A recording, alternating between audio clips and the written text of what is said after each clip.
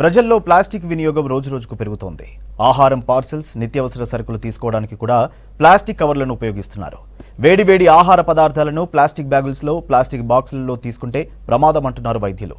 వేడి ఆహారంతో plastic particles త్వరగా కరుగుతాయని, దీంతో క్యాన్సర్ వంటి జబ్బులు వస్తాయని హెచ్చరిస్తున్నారు డాక్టర్లు.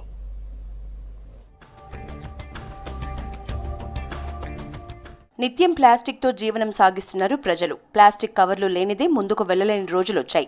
పల్లెలు, పట్టణాలు అనే తేడా లేకుండా కవర్లను ఉపయోగిస్తున్నారు. కిరాణా షాపులు, టిఫిన్ సెంటర్లు ప్లాస్టిక్ కవర్ల వినియోగానికి అడ్డాలుగా మారాయి. మాది ఇప్పుడు గట్టి కావాలి కదా సార్, చిన్న కావాలి అయితే మెత్త కావాలని వాసన వస్తుంది. ఇవేమో వేరే కంపెనీ, ఇవైతే ఏం కాదు. మనకి మున్సిపల్ కూడా అడిగారు, ఇవైతే ఓకే అన్నారు కాబట్టి మనం ఇవే నడిపిస్తున్నాం కాబట్టి దానికి ఏం కావట్లేదు. మనం వేడి అనేది ఏంటంటే వేడి ఏం పెడతలేము కదా.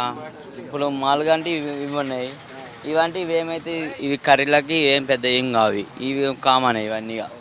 ఇంకా ఇవంటే ఇక మనకి టిఫిన్లకి దానిలోకి వస్తాయి. వేడివేడి ఆహార పదార్థాలు ప్లాస్టిక్ కవర్స్లో పెట్టడం ద్వారా ప్రమాదకరమైన రసాయనాలు కలుస్తాయంటున్నారు డాక్టర్స్.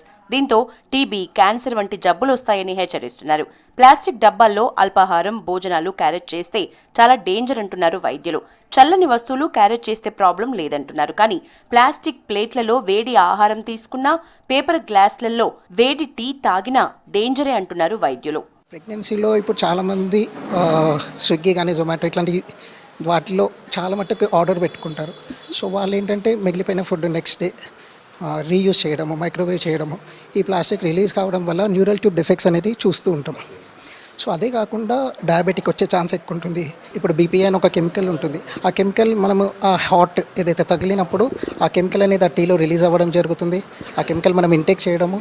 సో ఇది అంటే డైలీ బేసిస్లో చాలామంది బయట తీసుకుంటూ ఉంటారు.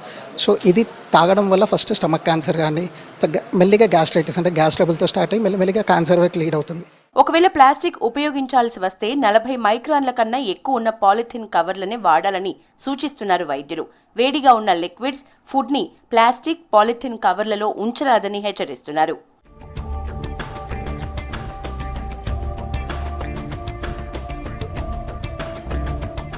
ప్లాస్టిక్ ని ఎంత తగ్గిస్తే అంత మంచిదని సూచిస్తున్నారు వైద్యులు.